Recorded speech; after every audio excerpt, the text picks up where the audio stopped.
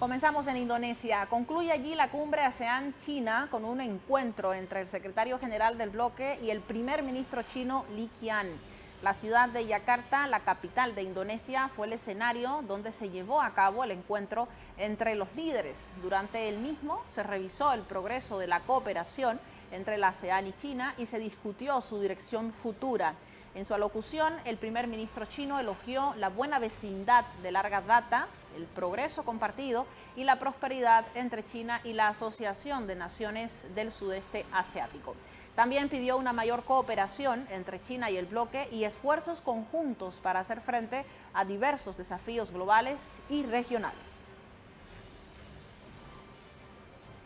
La razón importante por la que China y la ASEAN han logrado los resultados de cooperación de hoy es que todos tenemos una comprensión más profunda de las dificultades.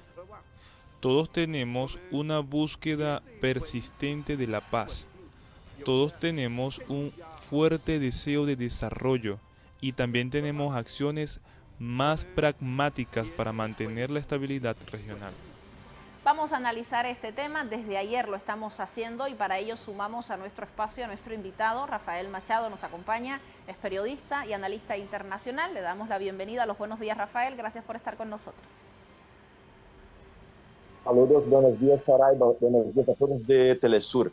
Un gusto. Queremos comenzar, Rafael, directamente yendo al punto clave de esta reunión entre ASEAN y China.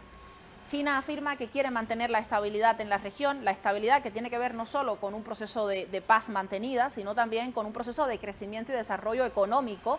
De hecho, uno de los acuerdos tiene que ver con el fortalecimiento de la franja y la ruta de la seda. Y por otro lado, también sabemos que es un momento de mucha tensión porque al mismo tiempo Estados Unidos sigue haciendo fuerza para mantener 5 de los 7 tratados de alianza que tienen el Indo-Pacífico, la zona en la que están en estos momentos disputándose el poder. ¿Cómo podríamos analizar este encuentro en el marco de esta situación? Bueno, la ASEAN está en una situación bastante compleja a causa de su posición geográfica, ¿sí? Que es una posición bastante estratégica en esta disputa entre superpotencias. Lo que parece es que para ASEAN y principalmente para Indonesia, según lo que se puede percibir de las palabras de Joko Widodo, ¿sí?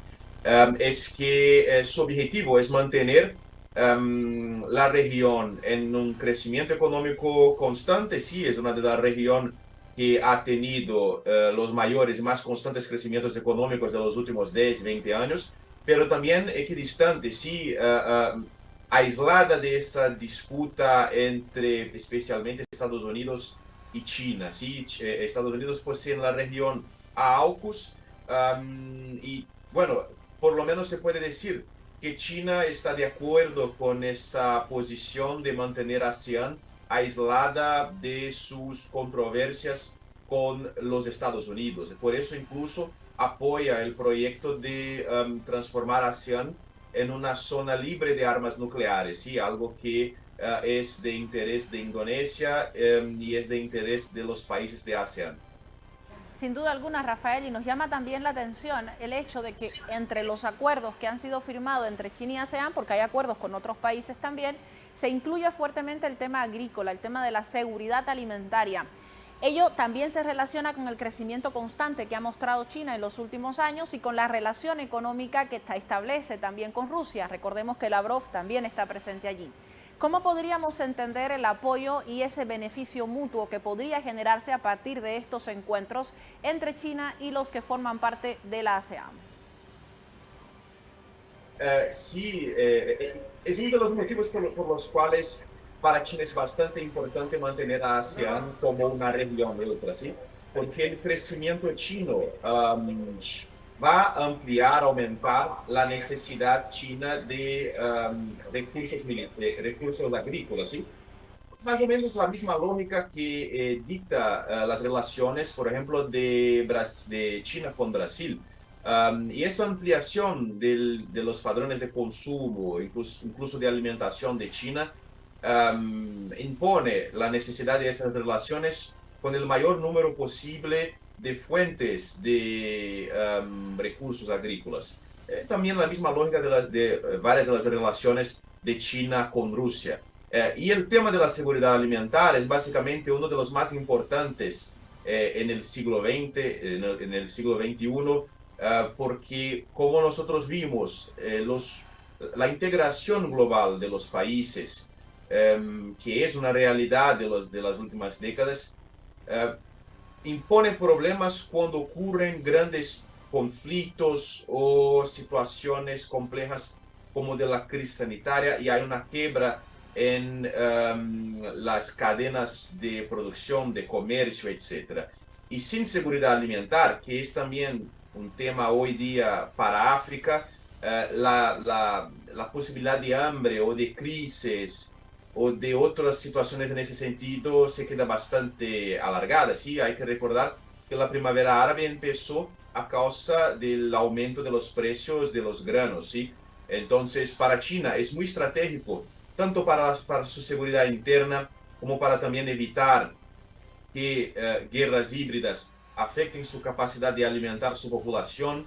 Y para los países de ASEAN es también bastante importante para mantener ese crecimiento permanente, ¿sí?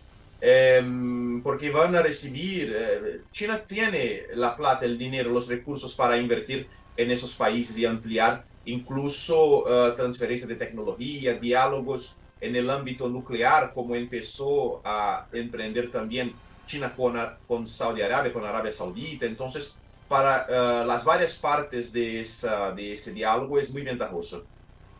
Rafael, es interesante también lo que dices, porque China, digamos, está llegando de otras reuniones bilaterales, de otros encuentros de grupos importantes, como lo que acaba de suceder con los BRICS y la unión de nuevos países.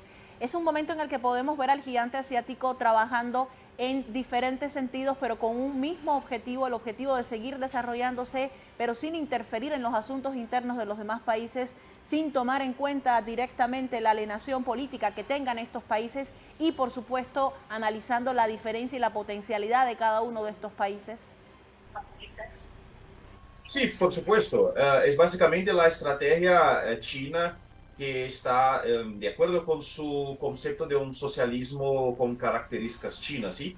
Que es básicamente la perspectiva china sobre la multipolaridad, que los países son autónomos, soberanos, independientes, incluso en el ámbito cultural y de las costumbres, etcétera, pero colaboran, se coordinan internacionalmente, como por ejemplo en la idea de la One Belt, One Road, la iniciativa Cinturón y Rota, para que todos consigan se desarrollar según sus propios principios.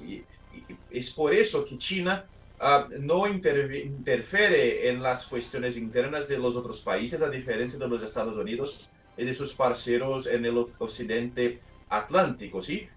Por ejemplo, China, incluso en esa cuestión de ASEAN, China ha tenido un papel bastante importante en la cuestión de Myanmar, que es la cuestión más compleja hoy día, a causa de la crisis política en Myanmar, en que Estados Unidos intenta presionar a ASEAN para que presione a Myanmar y por el otro lado China pone una énfasis en la estabilidad de la región y que los ciudadanos de Myanmar puedan decidir por su propia cuenta lo que van a hacer en su propio país. ¿Sí?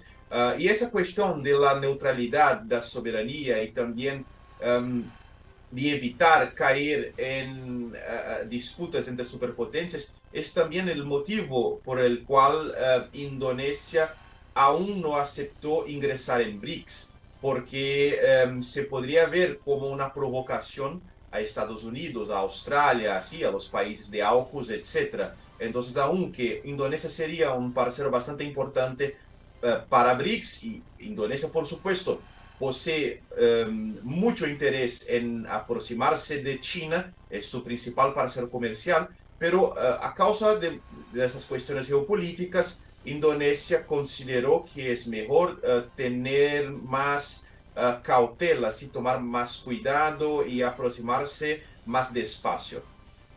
Y eso se está reflejando en estos momentos también con la visita de la vicepresidenta norteamericana, tomando en cuenta que para ellos es una estrategia estar presente en Indonesia con uno de sus socios más fuertes. Muchísimas gracias, Rafael, por haber estado con nosotros. Te agradecemos el análisis para 360. Muchas gracias, Saray. Muchas gracias, Telesur. Hasta luego. Hasta luego, que tengas buen día. Seguimos con más.